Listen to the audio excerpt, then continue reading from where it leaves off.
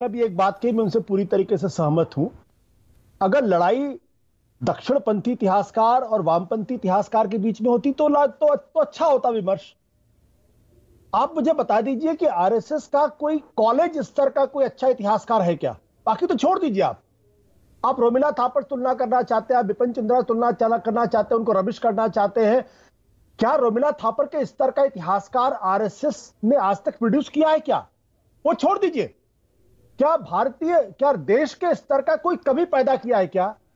कोई साहित्यकार पैदा किया है क्या शिल्पकार पैदा किया है क्या कलाकार पैदा किया है क्या? अभी एक फिल्म आई थी बॉम्बे कश्मीर फाइल्स, उस फिल्म को कितना महिमा मंडन किया गया और विदेश से आए फिल्मकारों ने उनकी ऐसी तैसी कर दी, उसके बाद से मुंह दिखाने लायक नहीं रहे। तो कोशिश देखिए, इस जो बात अभी सकलानी जी कह के गए हैं, अगर वो दोबारा अपना इंटरव्यू देखेंगे तो उन्हें बहुत अफसोस होगा। वो क्या कह रहे हैं, वो ये बहुत इंपॉर्टेंट बात है। फालतू की चीजें हटा दी गई, अगर छूट गई तो क्या है, स्लिप ऑफ टंग्स है। ये कोई इतिहासकार इस तरीके से बोलता है क्या? आप देश के भविष्य की शिक्षा के बारे में बात कर रहे हैं, वहां फालतू की चीजें नहीं हटाई जाती, वहां स्लिप ऑफ टंग नहीं होता, वहां छूट गई। प्रॉपरली रिसर्च करके साइंटिफिक तरीके से करिकुलम बनाया जाता है और उसको उसी तरीके से इंप्लीमेंट किया जाता है। आपने एक सवाल उनसे पूछा कि भाई वो कौन एक्सपर्ट थे, वो नाम बताने के लिए तैयार नहीं है। हम डेमोक्रेसी में रहते हैं, ओपन सोसाइटी में रहते हैं। अभी पिछले दिनों सुप्रीम कोर्ट ने कहा कि ये जो आपने जो ये जब लिफाफा देते हैं ना, ये प्रक्रिया बंद कर दीजिए आप। तो अगर इस देश के अंदर एनसीईआरटी का डायरेक्टर यह बताने को तैयार नहीं हो कौन से एक्सपर्ट है जिन्होंने ये करिकुलम में चेंज करने की बात कही है, तो इसका मतलब ये कहीं ना कहीं दाल के अंदर काला है। और इसलिए मैं कहता हूं, जब आप आरएसएस की विचारधारा को पढ़ेंगे तो उनकी सबसे पहली लड़ाई इतिहास से है, और इतिहास पढ़ते पढ़ते जब आगे जाएंगे तो उनकी सबसे ज्यादा बुलंद लड़ाई जो है वो गांधी जी से है। और चूंकि गांधी जी के बरक्स जिनको खड़ा करना चाहते हैं, उनके बारे में खुद सरदार पटेल ने क्या टिप्पणी की है, डॉक्टर राजेंद्र प्रसाद ने क्या टिप्पणी की है, हिंदू राष्ट्र के बारे में बाबा साहब अम्बेडकर ने क्या टिप्पणी की है, जवाहरलाल नेहरू सुभाष चंद्र बोस ने क्या टिप्पणी की है, भगत सिंह ने क्या टिप्पणी की है।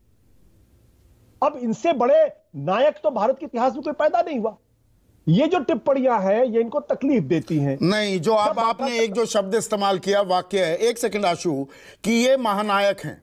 अब ये पंडिताई का भी खेल हुआ है कि शिक्षा पर, विद्या पर कब्जा किसका, और मार्क्सवादी विचारधारा वो कब्जा किए बैठे हुई। बहुत से लोगों का ये मानना है कि जी लार्जर देन लाइफ बना दिया महात्मा गांधी को या जवाहरलाल नेहरू को। जो मैं प्रोफेसर आदित्य से सवाल पूछ रहा था, आरएसएस के योगदान को कमतर आंका गया, सुभाष चंद्र बोस के बारे में बात नहीं होती है, सबऑल्टर्न हिस्ट्री का तो कहीं लेश मात्र जिक्र होता है। सारा इतिहास ऐसे लगता है दो आदमियों ने ही देश को आजादी दिलवा दी, बाकियों का कोई कंट्रीब्यूशन नहीं था।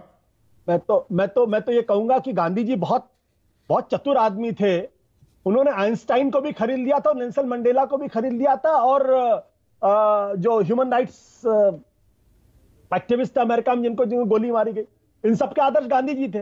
अरे भाई, हेडगेवार किसी के अगर आइडियल नहीं बन पाए, आदर्श नहीं बन पाए, इसमें गांधी जी क्या क्या कसूर है? गोलवलकर अगर किसी का आदर्श नहीं बन पाए, नेल्सन मंडेला उनको आदर्श नहीं बन, इसमें गांधी जी का क्या कसूर है?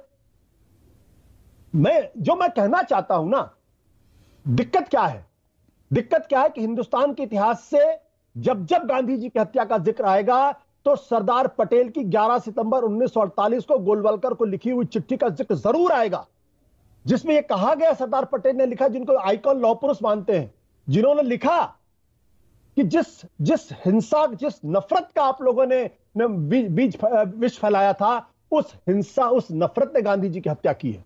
और ये गोलवलकर को चिट्ठी हुई लिखी गई चिट्ठी। क्या नहीं, ये नफरत, आप उसे नफरत कह रहे हैं क्या? बहुत से लोगों में उस वक्त, एक बड़े तबके में ये गुस्सा था, अरे पाकिस्तान क्यों बनने दिया, पाकिस्तान को फिर 54 करोड़ का मुआवजा देने के लिए क्यों तैयार हो गए महात्मा गांधी। ये चीजें भी आ रही हैं दूसरी तरफ से कि इनका विश्लेषण, इनकी सत्यता नहीं बताई जाती। ये तो मैं, आशुतोष ने तो लिखा नहीं। सरदार पटेल तो आरएसएस और बीजेपी के सबसे टॉलेस्ट हिंदू लीडर मानते हैं उनको, उनकी दुनिया में सबसे बड़ी मूर्ति आपने लगाई है। उन्होंने चिट्ठी लिखी, मैंने तो लिखी नहीं। और क्या यह इतिहास का तथ्य नहीं कि सरदार पटेल जब देश के गृह मंत्री थे तब उन्होंने आरएसएस के ऊपर बैन लगाया था और गोलवलकर को गिरफ्तार किया था? क्या इतिहास का तथ्य नहीं है? क्या सावरकर को जब अरेस्ट किया गया तो उसके बाद श्यामा प्रसाद मुखर्जी ने जो सरदार पटेल को चिट्ठी लिखी तो क्या लिखी थी? इनके साथ राजनीतिक पूर्वाग्रह से कार्रवाई नहीं होनी चाहिए। सरदार पटेल ने क्या जवाब दिया था श्यामा प्रसाद मुखर्जी को कि बिल्कुल राजनीतिक पूर्वाग्रह से कार्रवाई